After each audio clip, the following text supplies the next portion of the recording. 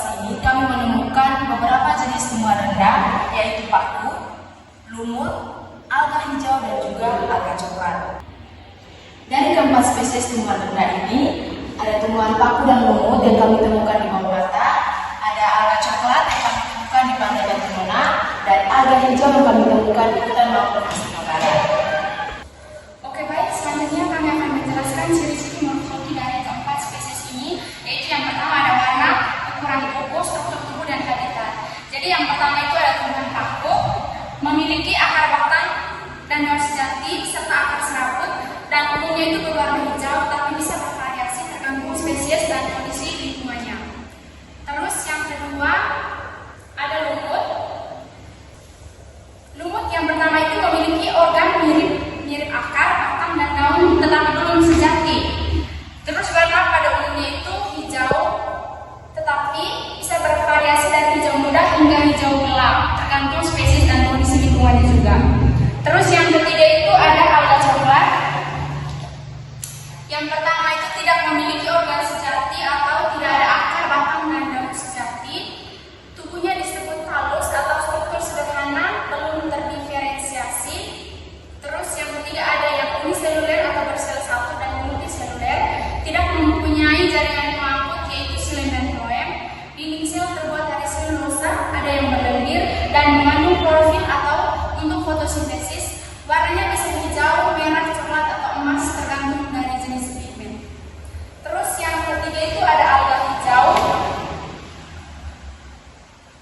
Alga hijau ini memiliki warna hijau karena adanya pigmen klorofil A dan B, dapat hidup di berbagai habitat air tawar maupun laut, memiliki struktur tubuh yang bervariasi yaitu uniseluler, multiseluler, dan koloni, dan menyimpan makanan dalam bentuk mangkuk.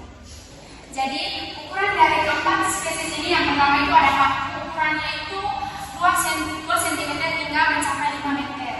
Terus ada lumut, ukurannya itu kurang dari 1 cm hingga 70 cm. Terus alga coklat, ukurannya itu dari 0,5 meter hingga 2 meter, dan alga hijau itu 2 sampai 50 mikrometer. Oke, baik, selanjutnya kami akan mengklasifikasikan tumbuhan rendah, yaitu ada nama umum, nama ilmiah, ada kingdom, divisi atau filum, ada kelas, ciri khas, dan juga habitat. Jadi yang pertama itu ada tumbuhan paku, nama ilmiahnya yaitu Pteridophyta. Terus kingdom Plantae, divisi atau filumnya itu Pteridophyta, kelasnya itu Pteropsida, ciri khas hijau, dan habitatnya itu di daerah yang lembab seperti di rawa atau sungai. Terus yang kedua ada lumut, nama ilmiahnya yaitu Bryophyta. Terus kingdom Plantae, divisi atau filumnya itu Bryophyta, kelas Bryopsida, ciri khasnya itu hijau, habitatnya itu di lingkungan lembab dan teduh seperti tanah, bebatuan, batang pohon, dan juga di air. Terus yang ketiga ada alga coklat, nama ilmiahnya itu Paeophyceae. Terus kingdom Protista, divisi atau filum Paeophyta, kelas Paeophyceae, ciri khasnya itu coklat, habitatnya itu di laut, terutama di perairan dingin dan beriklim sedang. Terus yang keempat itu ada alga hijau, nama ilmiahnya itu Chlorophyta, kingdomnya Protista, divisi atau filumnya Chlorophyta, kelas Chlorophyceae, ciri khasnya itu hijau, dan habitatnya itu sebagian besar ada di air tawar, air laut, dan tanah lembab. Yang ketiga, analisis dan diskusi. Yang pertama, apa kesulitan yang dihadapi saat identifikasi? Kesulitan yang kami hadapi pada saat identifikasi adalah kami sulit membedakan mana alga coklat dan mana tumbuhan laut biasa karena warnanya hampir sama. Kesulitan lain yang kami hadapi adalah pada saat identifikasi, yaitu kami mengalami kesulitan identifikasi alga karena kondisi laut yang kurang bersahabat dan ombak yang cukup kencang. Yang kedua, bagaimana pengelompokan tumbuhan ini membantu dalam memahami evolusi dan ekologi. Yang pertama,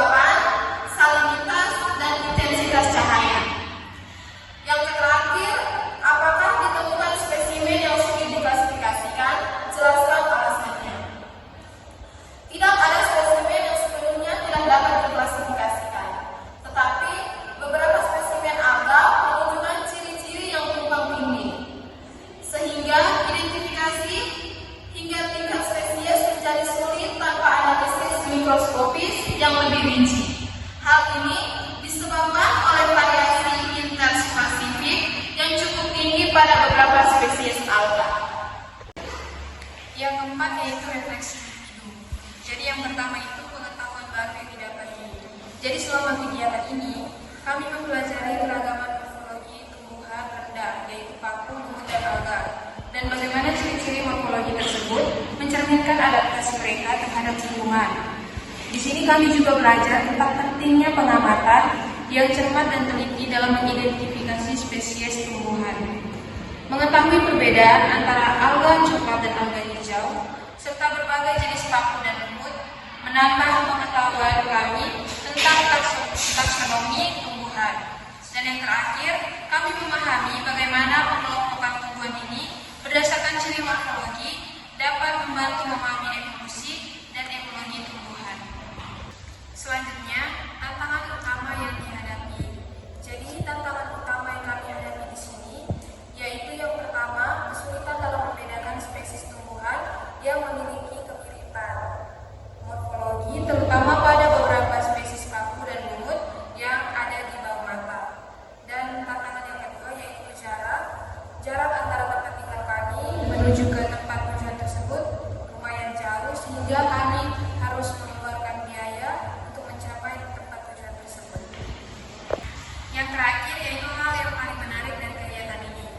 Jadi hal yang paling menarik dari kegiatan ini adalah kita bisa melihat langsung keragaman tumbuhan rendah di berbagai habitat yang tadi di bawah mata, pantai Tapanuli, dan di hutan mangrove wisata, dan menghubungkan ciri-ciri morfologi mereka dengan adaptasi terhadap lingkungan.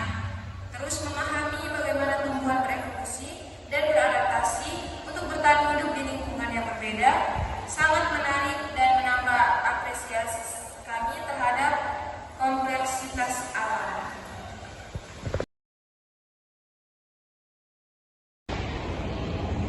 Baik semuanya, selanjutnya kita akan masuk ke lembar kerja mahasiswa yang kedua dengan materi mengevaluasi adaptasi tumbuhan rendah terhadap lingkungan.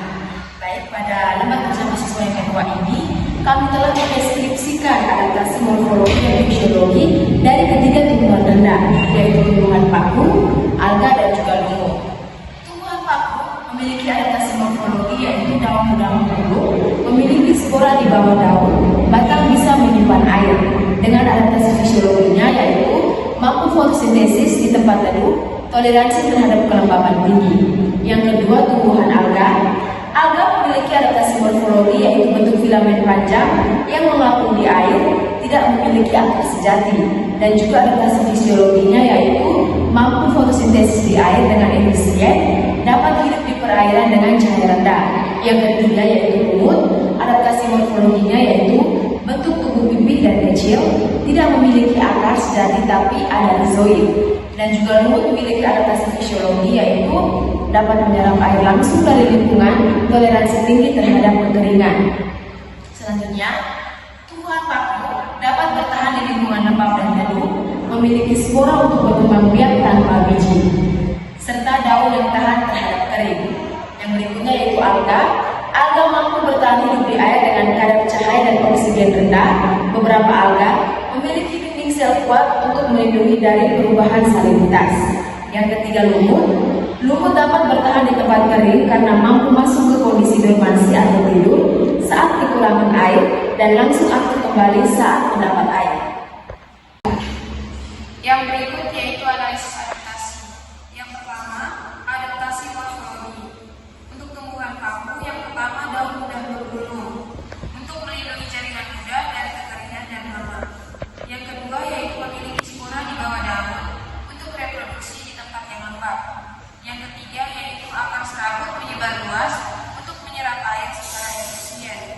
Yang kedua, untuk alga, yang pertama bentuk tubuhnya seperti benang atau filamen yang ringan agar mudah mengapung di air. Yang kedua, tidak memiliki daun, batang, dan akar yang sejati atau menyesuaikan dengan lingkungan air. Yang ketiga yaitu dinding sel berlendir membantu melindungi dari kekeringan saat air surut. Untuk yang ketiga yaitu lumut. Yang pertama, tubuh pipi seperti daun dan kecil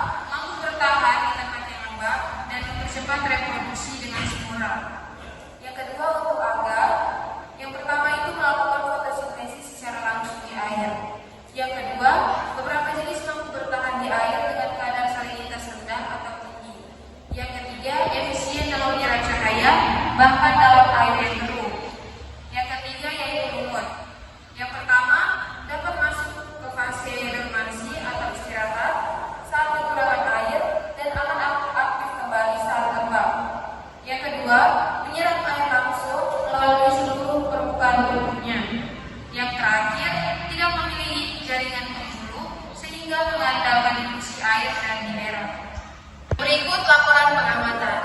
A. Deskripsi habitat yang diteliti. Yang pertama, tumbuhan paku, habitat daratan lembab seperti hutan hujan tropis sekitar sungai. Yang kedua, alga, habitat air tawar seperti kolam, sungai, danau dangkal. Yang ketiga, lumut, habitat daratan lembab seperti permukaan batu, tanah basah, dan batang pohon. B. Identifikasi dan deskripsi adaptasi morfologi dan fisiologi.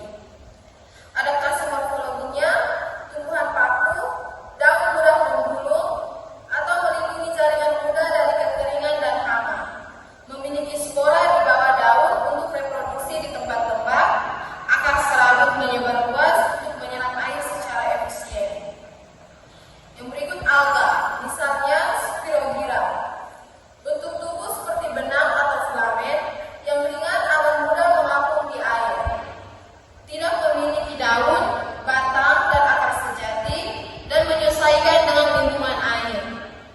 Yang berikut dipping cell berlendir membantu melindungi dari kekeringan saat air surut.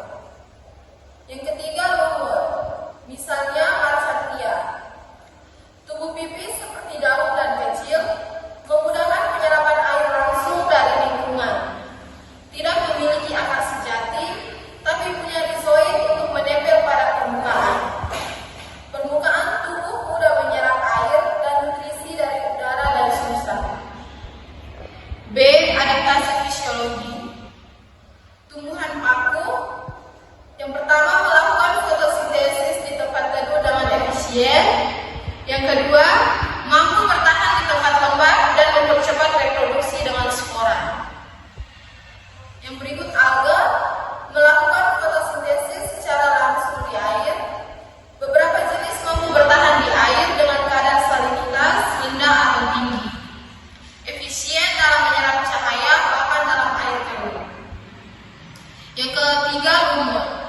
Dapat masuk fase dormansi atau istirahat saat kekurangan air dan aktif kembali saat lembab, menyerap air langsung melalui seluruh permukaan tubuh dan tidak memiliki jaringan pembuluh sehingga mengendalikan difusi air dan mineral. C. Penjelasan tentang adaptasi ekstrim. Paku, spora tahan kering dan bisa menyebar jauh. Alga mampu hidup di lingkungan dengan sedikit cahaya dan oksigen. Lumut bisa hidup di lingkungan ekstrim dengan sedikit tanah serta bertahan saat kering. Jadi baik, yang terakhir itu ada presentasi hasil pengamatan. Yang pertama, pengenalan habitat dan tumbuhan yang diteliti. Jadi di sini kami meneliti ada 4 jenis tumbuhan rendah, yaitu ada tumbuhan paku yang hidup di dalam lembab seperti hutan hujan tropis.